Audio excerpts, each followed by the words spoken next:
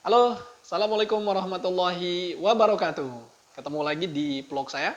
Pada video kali ini saya akan membahas tentang mata kuliah stabilitas kapal atau Ship Construction and Stability. Untuk subtemanya adalah density dan relative density. Apa itu density dan relative density? Nanti akan kita bahas lebih lanjut. Tapi sebelum saya membahas itu, saya mengingatkan kembali kepada teman-teman yang belum subscribe channel, silahkan di subscribe, like, komen, share sebanyak-banyaknya. Semoga segala informasi yang saya berikan pada channel ini bisa bermanfaat bagi kita semua. Baik teman-teman sekalian, density dan relative density itu mutlak harus diketahui untuk perwira pelayaran di atas kapal, khususnya mualim 1, kapten, dan perwira-perwira lainnya. Kenapa? Pada saat kita berlayar, kita akan melewati dari air laut, kemudian air payau, saya sebutnya air payau ya, walaupun di dalam buku stabilitas dia disebutnya sebagai dock water, dan juga dia masuk ke air tawar. Jadi perpindahan dari air laut ke air tawar ataupun sebaliknya dari air tawar ke air laut itu terjadi perbedaan density. Dan macam-macam cairan yang lain pun dia memiliki density yang berbeda-beda. Ini kita memahami density ini jangan sampai nantinya terjadinya perpindahan density ada kaitannya dengan fresh water allowance, dock water allowance, dan perhitungan muatan. Jangan sampai nanti kapalnya overload atau kelebihan muatan. Untuk lebih jelasnya kita membahas tentang density dan relative density. Simak terus pada video saya kali ini. Bismillahirrahmanirrahim teman-teman sekalian. Pada kesempatan video kali ini saya akan membahas tentang density dan specific gravity. Specific gravity dikenal juga dengan istilah lain adalah relative density. Oke teman-teman sekalian, secara definisi density atau dikenal juga sebagai kerapatan cairan adalah suatu ukuran dari konsentrasi massa dan dinyatakan dalam bentuk massa tiap satuan volume. Oleh karena temperatur dan tekanan mempunyai pengaruh, walaupun sedikit ya, maka kerapatan cairan dapat didefinisikan sebagai massa tiap satuan volume pada suatu temperatur dan tekanan tertentu. Jadi, teman-teman sekalian, density atau satuan di sini adalah rho, adalah massa per unit volume. Atau dengan kata lain, density sama dengan massa dalam satuan ton dibagi dengan volume dalam satuan meter kubik. Sehingga, maka satuannya adalah ton per meter kubik. Atau bisa juga kilogram per meter kubik. Teman-teman sekalian perlu ingat bahwasanya density air tawar pada tekanan standar itu adalah 1000 kg per meter kubik. Nah, ini yang menjadi acuan adalah untuk density air tawarnya. Kemudian, density adalah massa per unit volume. Contoh, massa density dari fresh water adalah 1000 kg per meter kubik atau 1 ton per meter kubik. Sedangkan massa density untuk salt water atau air laut adalah 1025 kg per meter kubik atau 1,025 ton per meter kubik. Nah, ini teman-teman sekalian saya ambilkan contoh. Jadi berbagai cairan ya, berbeda-beda cairan dia memiliki nilai spesifik gravity dan density yang berbeda-beda pula. Contoh di sini adalah salt water. Salt water itu adalah air laut, dia mempunyai spesifik gravity-nya adalah 1,025. Untuk diesel fuel ya 0,900. Fresh water 1,00. Lubricating oil 0,900. Oil fuel 0,950. Nah, untuk cairan-cairan lainnya silahkan nanti teman-teman sekalian dicari referensi lainnya.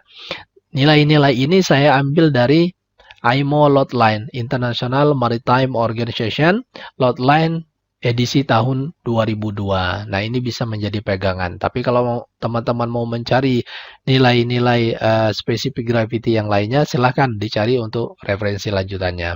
Nah, ini definisi dari gravity atau relative density atau kerapatan density ya dengan simbol Sg adalah perbandingan antara berat suatu benda dengan berat air tawar pada volume yang sama. Ini secara definisinya. Specific density, SG, atau relative density Di dalam buku karya dari C.B. Baras dan Dr. Deret yang berjudul Ship Stability for Master and Match, dikatakan bahwasannya specific density atau SG, atau dikenal juga sebagai relative density, adalah perbandingan berat suatu benda dengan berat air tawar untuk volume yang sama. Ya, atau dengan kata lain, SG atau relative density suatu benda sama dengan density suatu benda dibagi dengan density dari air tawar. Ya, di sini density air tawar adalah 1000 kg per meter kubik. Nah, SG suatu benda sama dengan density suatu benda dalam kilogram dibagi dengan 1000 kg per meter kubik. Karena di sini kita memakai satuannya kilogram per meter kubik, maka kita masukkan di sini adalah 1000 kg per meter kubik. Nah, density suatu benda dalam kilogram per meter kubik sama dengan relative density suatu benda dikali dengan 1000 kg per meter kubik. Nah, ini untuk specific density atau relative density. Catatan teman-teman sekalian, jika relative density bahan lebih rendah dibandingkan dengan air, maka bahan tersebut akan mengapung di atas air. Nah, ingat ini baik-baik, saya berikan catatan kecil. Kedua, jika SG atau specific gravity bahan lebih dari 1, maka bahan akan tenggelam ke dalam air. Jadi kalau misalnya nilainya SG dari benda tersebut lebih dari 1, ya, nilainya lebih dari 1, maka benda tersebut akan tenggelam di dalam air. Nah, SG tidak memiliki satuan. Perlu diingat ini, SG tidak memiliki satuan atau specific gravity tidak memiliki satuan. Sedangkan density dia memiliki satuan. Nah, ini dia. Teman-teman sekalian bisa lihat di sini contoh minyak, ya. Diesel fuel, kemudian lubricating oil, oil fuel. Nah, jika teman-teman sekalian menuangkan minyak ke atas air, apa yang terjadi? Minyak tersebut akan berada di atas air atau dia mengapung. Di sini ada sebuah contoh soal. Hitunglah relative density air laut dengan density-nya 1025 kg per meter kubik. Cara penyelesaian, relative density air laut sama dengan density air laut dalam kilogram per meter kubik dibagi dengan density dari freshwater dalam kilogram per meter kubik. Maka relative density untuk air laut adalah 1025 kg per meter kubik dibagi dengan density. Sehingga hasilnya adalah SG air laut 1.025 tanpa satuan. Karena di sini yang ditanya adalah relative density, sehingga di sini tanpa satuan. SG untuk air laut adalah 1.025 tanpa satuan. Kemudian yang kedua, hitunglah density minyak dengan SG minyak 0.950. Di sini ingat yang ditanyanya adalah density. Maka secara penyelesaiannya, density minyak dalam kilogram per meter kubik sama dengan density freshwater dalam kilogram per meter kubik dikali dengan SG minyak atau specific gravity minyak. Sehingga density minyak dalam kilogram per meter kubik, ya, sama dengan 1000 kg per meter kubik dikali dengan 0.950. Sehingga density minyak adalah 950 kg per meter kubik. Nah, ini untuk density-nya. Ingat, kalau tadi relative density atau specific gravity tidak memiliki satuan, sedangkan untuk density dia memiliki satuan. Contoh soal yang ketiga. Sebuah double bottom tank berkapasitas 180 ton jika diisi air tawar. Hitunglah jumlah minyak yang dapat ditampung tangki tersebut jika specific gravity atau relative density minyak 0.93. Mari kita hitung sama-sama teman-teman sekalian. Relative density sama dengan massa minyak dibagi dengan massa dari freshwater atau air tawar. Sehingga massa dari freshwater dikali dengan relative density sama dengan massa dari minyak.